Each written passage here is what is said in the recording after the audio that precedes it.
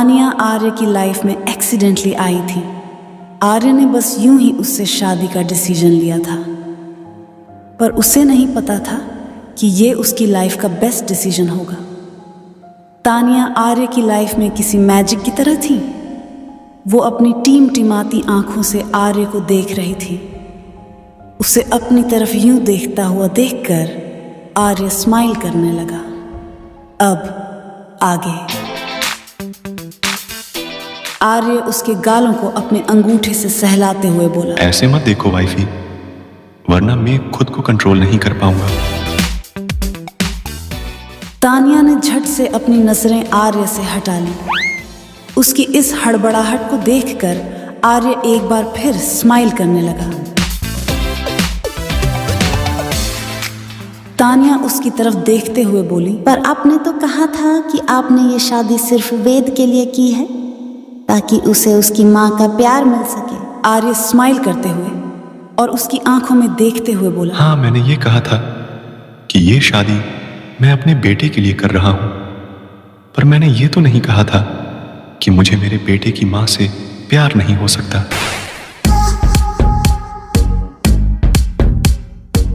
तानिया तो आर्य को देखती ही रह गई। उसे कभी लगा नहीं था कि आर्य उसे प्यार करेगा। जिस तरह से आर्य का एटीट्यूड था, जिस किस्म का वो एरोगेंट, गुस्सैल और खतरनाक इंसान था, तानिया को कभी नहीं लगा था कि वो किसी से प्यार कर पाएगा। हाँ, ये बात अलग थी कि तानिया भी आर्य के लिए कुछ फील करने लगी थी, पर वो श्योर नहीं थी, इसीलिए वो खुद को थोड़ा वक्त देना चाहती थी। पर यह बात सच थी कि आर्य ने उसकी जिंदगी की खोई हुई खुशियां उसे वापस लौटा दी थी। अपने डैड के घर में रहते हुए तानिया ये तक भूल गई थी कि खुश कैसे रहा जाता है। खुश रहना तो दूर, उसे तो ये भी नहीं पता था कि वो इस दुनिया में एग्जिस्ट भी करती है या नहीं। उसे लगा नहीं था कि वो जिंदगी में कभी खुश रह पाएगी, पर आर्य ने उसे अपनी जिंदगी में लाकर वो सब कुछ दिया जिसकी तानिया हकदार थी। आर्य का यही केयरिंग नेचर तानिया को बहुत पसंद आता था। आर्य न सिर्फ एक अच्छा पति था, बल्कि एक अच्छा पिता, एक अच्छा बेटा और अच्छा भाई भी था। आर्य की बातें सुनकर तानिया टिमटिमाती आंखों से एक बार फिर उसे देखने लगी। ये देखकर आर्य फिर से उसके ऊपर आ गया और उसके कान के पास जाकर बोला, लगता है तुम मेरे साथ इस रिश्ते में आगे बढ़ने के लिए तैयार हो तानिया। तो अब हम इस लव प्रोसेस को कंटिन्यू करते हैं। ये सुनते ही तानिया को जैसे 1000 वोल्ट का झटका लगा और वो बड़ी बड़ी आंखों से उसे देखने लगी। फिर अचानक से नामे सिर हिलाने लगी। उसके इस रिएक्शन पर आर्य हंसने लगा। उसने ये सब सिर्फ उसे डराने के लिए कहा था, मगर ये सच था कि वो तानिया से प्यार करने लगा था।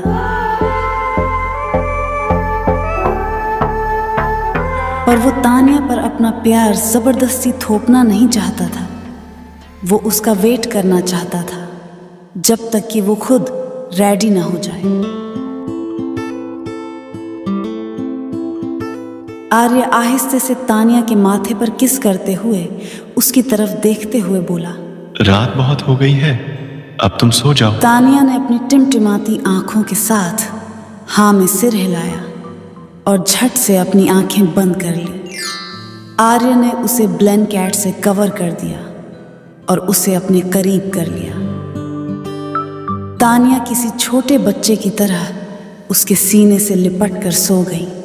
ये देखकर आर्य के फेस पर एक बार फिर एक प्यारी सी मुस्कान आ गई और वो भी उसे देखते हुए नींद की आगोश में चला गया।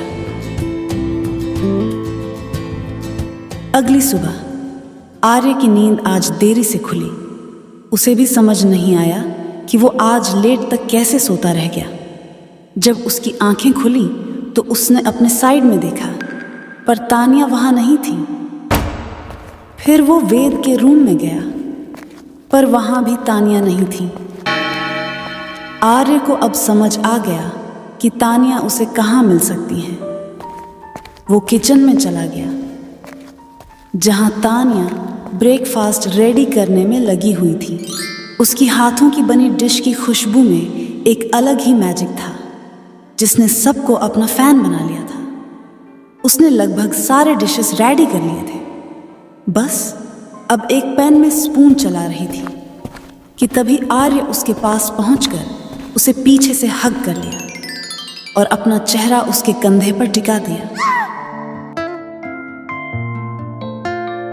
उसके अचानक हक करने से तानिया थोड़ी चौंक गई, क्योंकि अभी उसका पूरा ध्यान खाना बनाने पर था।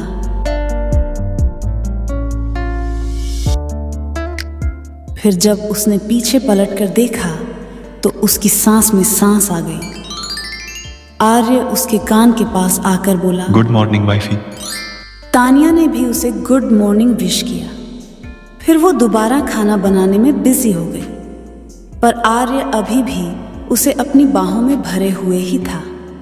ये देखकर तानिया कसमसाते हुए उससे छूटने की कोशिश करने लगी, पर आर्य ने अपनी पकड़ मजबूत करते हुए उसे और जोर से पकड़ लिया और बोला, वाइफी, तुम थोड़ी देर ऐसे ही खड़ी नहीं रह सकती क्या? आप भी मुझे छोड़ेंगे नहीं ना? कब से देख रही हूँ कि आप बिल्कुल बच्चों जैसी हरकतें कर रहे हैं। देखिए, बेडरूम की बात अलग है। अगर कोई आ गया और हमें इस तरह देख लिया तो कोई क्या सोचेगा? आर्य बेफिक्री से बोला, आई डोंट केयर वाइफी, और मुझे कोई प्रॉब्लम नहीं है सबके सामने तुम्हें इस तरह से होल्ड करने में। बाकी तुम अपना देख लो।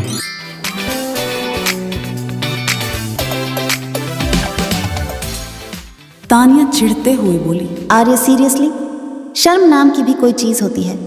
मैं आपकी हरकतों को नोटिस कर रही हूँ। दिनों दिन आप बहुत बेशर्म होते जा रहे हैं। अगर ऐसा ही चलता रहा तो हमारा बेटा अपने डैडी से क्या सीखेगा? आर्य तानिया की इस फिक्र पर स्माइल करते हुए बोला, यही सीखेगा कि उसकी मम्मा से कितना प्यार करते हैं। एंड आई एम श्योर हमारे बेटे को यह जानकर बहुत खुशी होगी। तानिया अब क्या बोलती? अब तक ब्रेकफास्ट भी रेडी हो चुका था, इसलिए वो उसकी तरफ देखते हुए बोली, ब्रेकफास्ट रेडी है, जाइए जाकर फ्रेश हो जाइए। तब तक मैं वेद को रेडी करके आती हूँ। पर आर्य आज उसे छोड़ने के मूड में नहीं था। वो अभी भी उसे हग किए हुए उसके कंधे पर अपना चिन टिकाए हुए ही था। उसे यूं शांति से खड़ा हुआ देखकर तानिया फिर उस पर बिगड़ते हुए बोली, आर्य, ये क्या हरकत है? जाने दीजिए मुझे।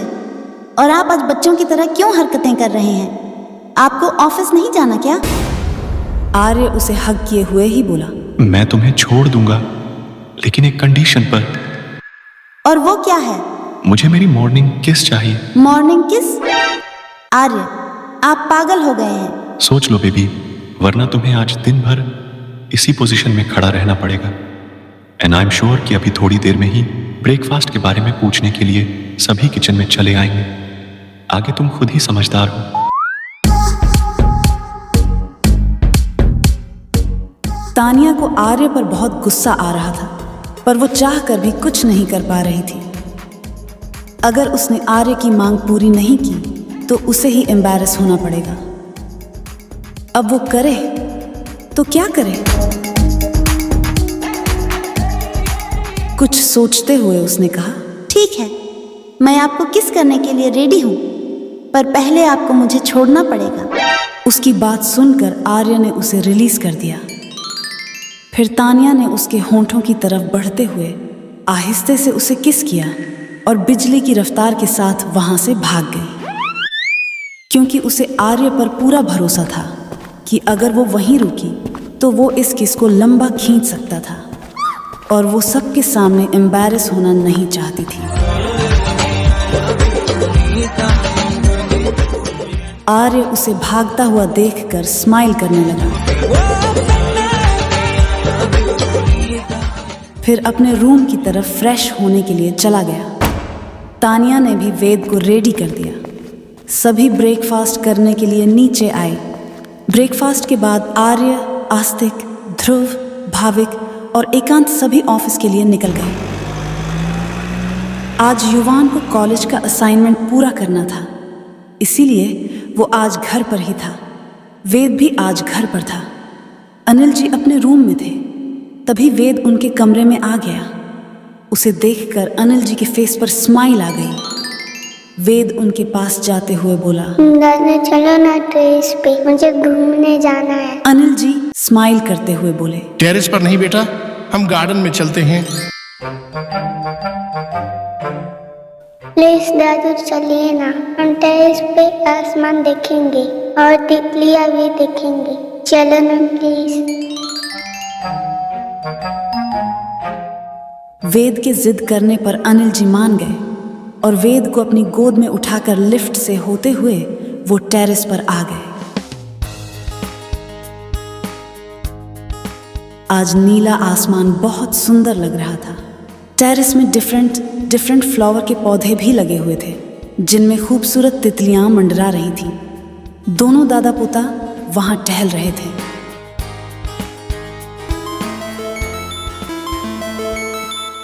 तभी अनिल जी के फोन पर युवान ने कॉल किया। डैड, आप जल्दी नीचे आइए, दादाजी की तबीयत अचानक खराब हो गई है।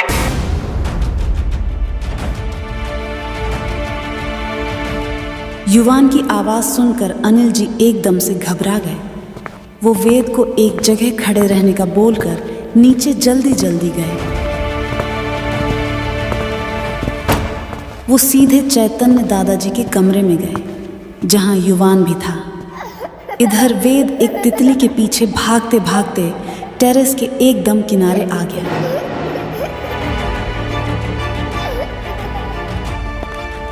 थोड़ी देर बाद युवान और अनिल जी टेरेस पर आए, पर वेद उन्हें कहीं भी नजर नहीं आया। अनिल जी को वेद की चिंता होने लगी। वो हर तरफ वेद को ढूंढने लगे और मन ही मन बोले, हे भगवान, कहाँ चला गया ये बच्चा?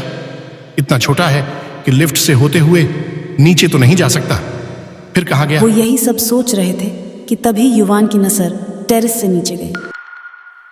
नीचे का नजारा देखकर युवान की जान बाहर आ गई। वो बेहद घबरा गया।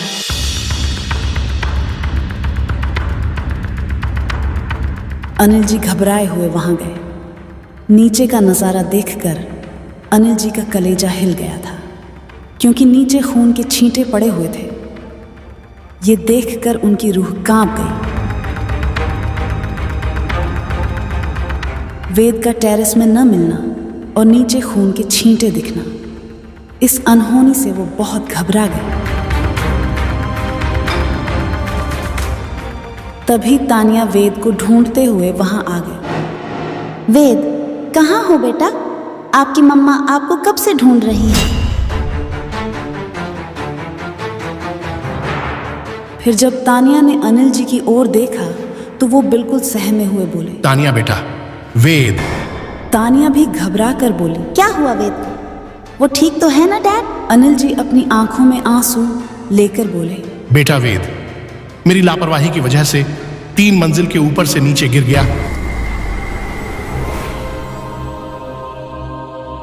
ये कहते हुए वो पैनिक होने लगे। युवान और तानिया किसी तरह उन्हें नीचे ले आए। अनिल जी कुछ देर के लिए बेहोश भी हो गए थे। जब उन्हें होश आया तो उनके पास तानिया बैठी हुई थी। जैसे ही उन्हें होश आया, वो फिर से वेद का नाम लेने लगे।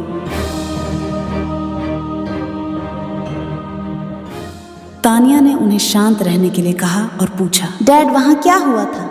अनिल जी भारी मन से बोले, बेटा, मैं और वेद टेरेस में टहल रहे थे, तभी युवान को मुझसे कुछ जरूरी काम आ गया तो मैं जल्दी में नीचे आ गया, ये कहकर कि वेद वहीं खड़ा रहे मेरे आने तक।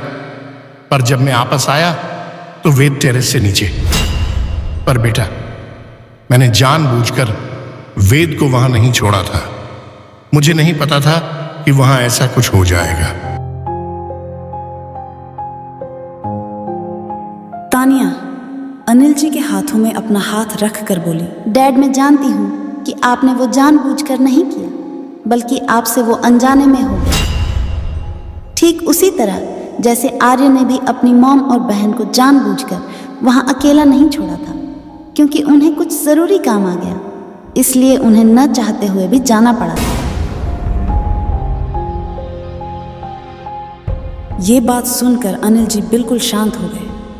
तानिया उन्हें समझाते हुए बोली, डैड प्लीज़ मेरी बात समझने की कोशिश कीजिए। डैड, आप मानते हैं ना कि आज जो हुआ वो आपसे जानबूझकर नहीं हुआ। कुछ ऐसी सिचुएशन आ गई जिसकी वजह से आपको वेद को छोड़कर जाना पड़ा। तानिया की बात सुनकर अनिल जी उसकी तरफ देखने लगे। तानिया उम्मीद से उनकी तरफ देखते हुए बोली, डैडी, अभी जो मैं आपसे कहने जा रही हूँ, प्लीज़ आप उसे समझने की कोशिश करिएगा। उस दिन आर्य को भी नहीं पता था कि ऐसा कुछ हो जाएगा। अगर उन्हें इसका अंदाज़ा होता तो वो मॉम और युविका को छोड़कर कभी नहीं जाते।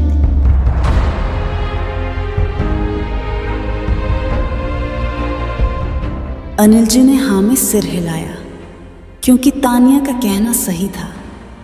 तानिया उन्हें समझाते हुए बोली, डैडी, आपने तो मुझे अपनी बेटी कहा है ना, तो क्या आप अपनी बेटी की बात नहीं मानेंगे? प्लीज़ एक बार एक पिता की नज़रों से सोच कर देखिए। जिस तरह आपने अपनी वाइफ और बेटी को खोया, उसी तरह आर्य ने भी अपनी मॉम और बहन को खोया है, जो उनसे उतना ही प्यार करते थे जितना कि आप उनसे करते थे। तानिया उनकी तरफ आंस भरी निगाहों से देखते हुए बोली, डैड, आर्य भी उस गम और उन तकलीफ़ों से उबर नहीं पाए हैं। उनके डेथ के बाद सिर्फ आप ही थे जो उन्हें संभाल सकते थे, पर उस वक्त तो आप भी उनके साथ नहीं थे।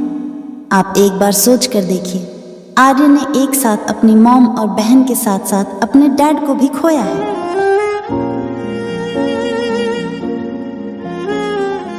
डैड प्लीज़, अब मैं और नहीं चाहती कि उन्हें उनके डैड की कमी महसूस हो।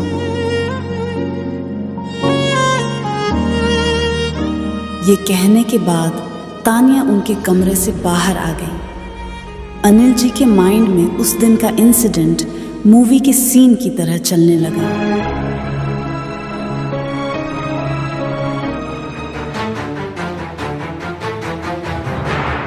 क्या अनिल जी को ये रियलाइज हो पाएगा कि उन्होंने आर्य के साथ सही नहीं किया?